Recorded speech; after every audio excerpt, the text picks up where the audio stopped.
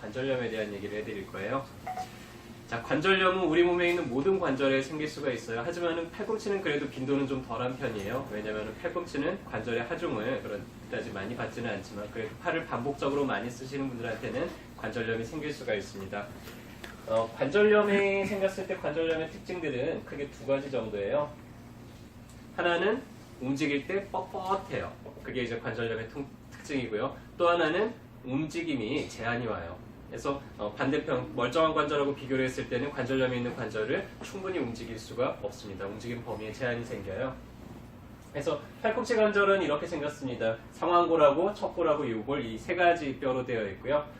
관절 자체는 상당히 좀 단순하죠. 근데 엑스레이를 찍어봤을 때 관절면이 좀 깔끔하지 못하고 약간 우둘두둘하게 보여요. 아무래도 뼈끼리 자꾸 부딪히다 보니까는 뼈가 딱딱해지거나 날카로워지거나 이렇게 되겠죠. 그래서 관절면이 좀 하얗게 좀 이렇게 석회화가 낀 그런 소견들을 보면서 우리는 이 사진상으로 이 사람이 관절 안에 좀 문제가 생겼구나, 관절이 퇴행화되어 가고 있구나 라는 것을 판단을 할 수가 있습니다.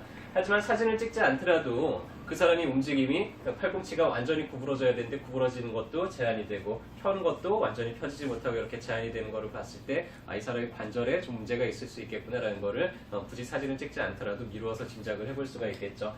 자, 관절염의 특징이 두 가지라 그랬는데 뭐라고요? 하나는 뻣뻣하다는 거, 하나는 움직임이 완전히 움직여지지 않는다는 거. 이게 이제 모든 관절에서 다 나타나는데 팔꿈치 관절을 한번 우리 같이 움직여 볼까요? 폈을 때 완전히 180도까지 펴져야지 정상이에요. 그리고 구부렸을 때 이게 150도까지 구부려져야 돼요.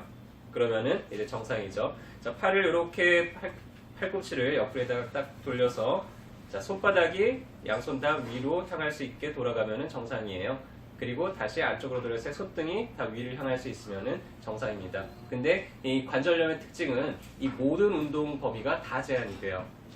그래서 구부리는 것도 완전히 구부러지지 않고 피는 것도 완전히 펴지지 않고 바깥쪽으로 돌리는 것도 안쪽으로 돌리는 것도 모든 움직임에서 다 제한이 보일 때 그때 우리는 관절증이구나, 관절이 퇴행화됐구나 이런 거를 짐작을 할 수가 있게 됩니다.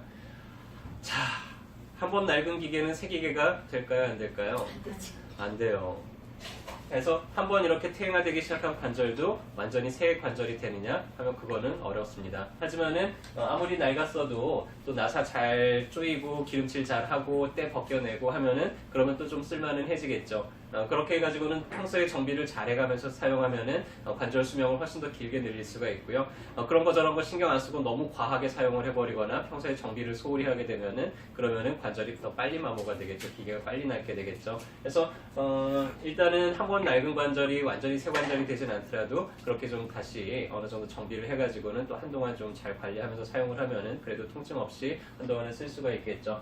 어깨동무한의원에서는 그렇게 퇴행성 관절로 오시는 분들한테는 크게 이제 두 가지 방법을 추천을 많이 해드려요. 하나는 봉독, 벌침을 맞는 방법이고요. 또 하나는 강고란이라고 하는 관절에 도움이 되는 한약을 주로 추천을 해드립니다. 보통 한 2달 정도 치료하고 나면은 방금 같은 이제 퇴행성 관절이 있는 분들이 한 80% 정도는 좋아지는 거를 저희가 확인하고 있고요.